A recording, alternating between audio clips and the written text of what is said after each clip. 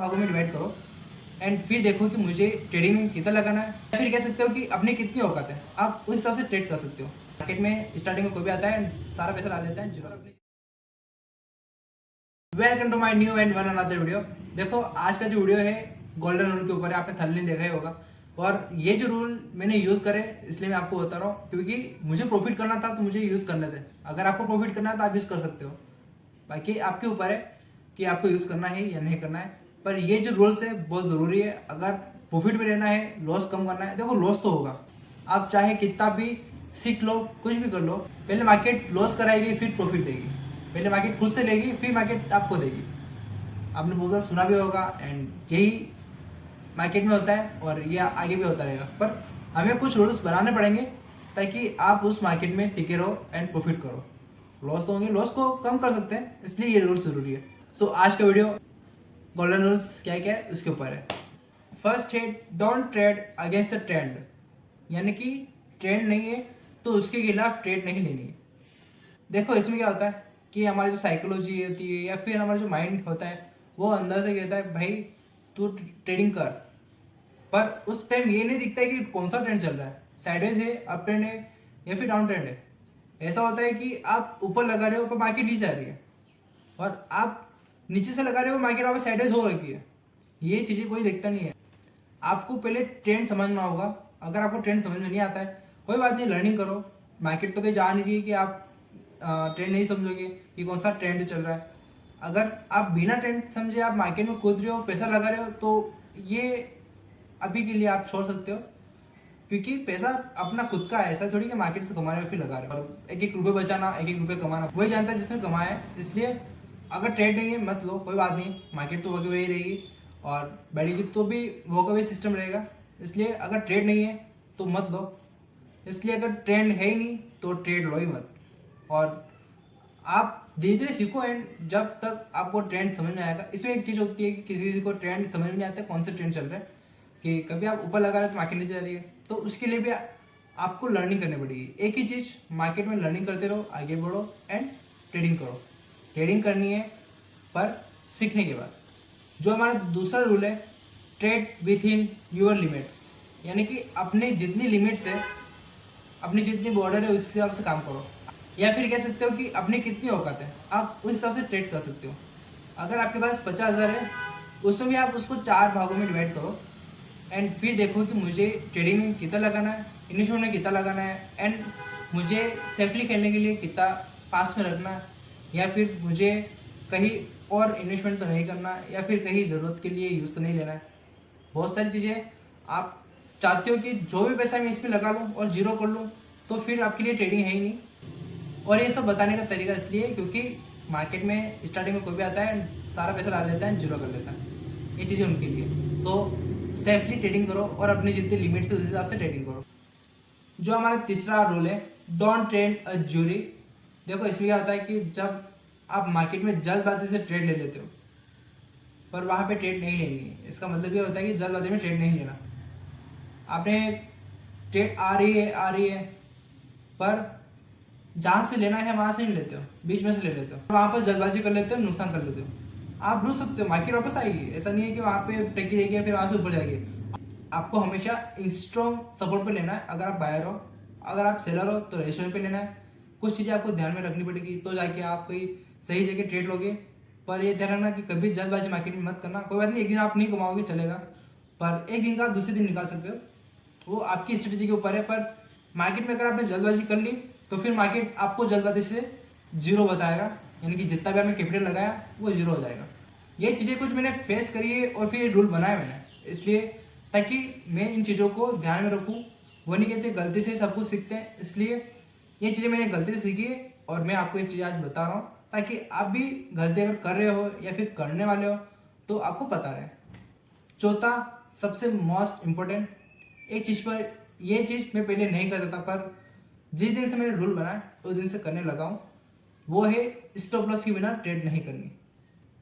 देखो मार्केट में कितना भी पैसा लेके आ जाओ और आप मार्केट में कितना भी सीख कर आ जाओ, पर जब तक आप स्टॉप लॉस के बिना ट्रेड करते हो तो मत करो।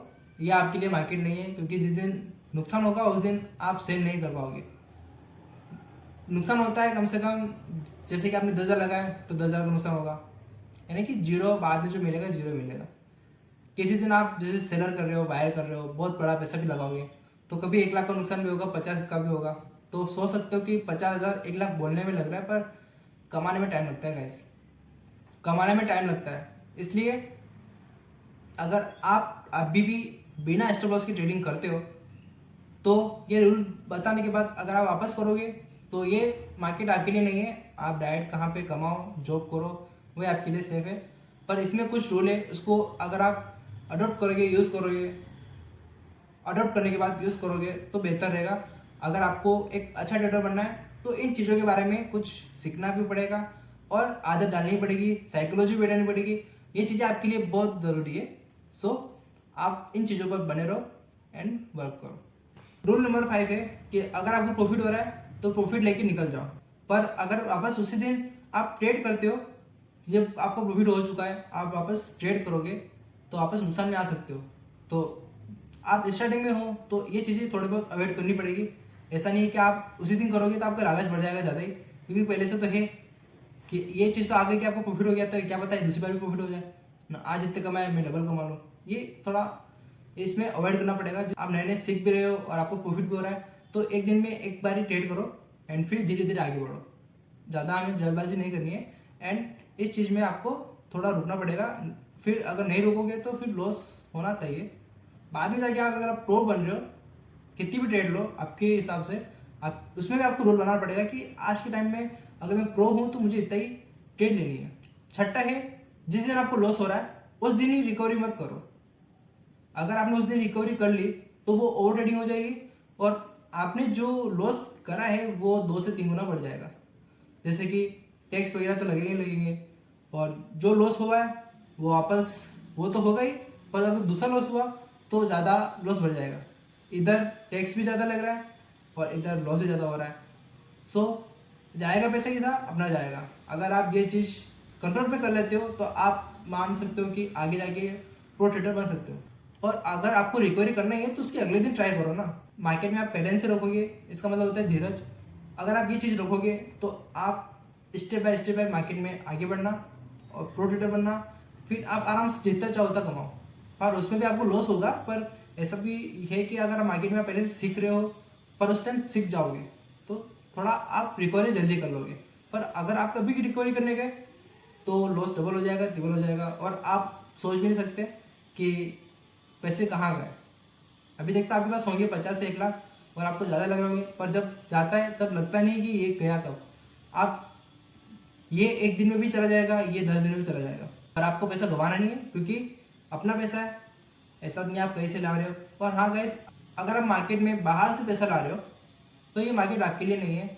बाहर से जैसे फ्रेंड्स हो गए, लोन हो गया, रिश्तेदार हो गए, ETC, अगर आप बाहर से पैसा ला रहे हो तो ये मार्केट आपके लिए नहीं है, क्योंकि बाहर का पैसा आपको कभी आगे बढ़ने नहीं देगा।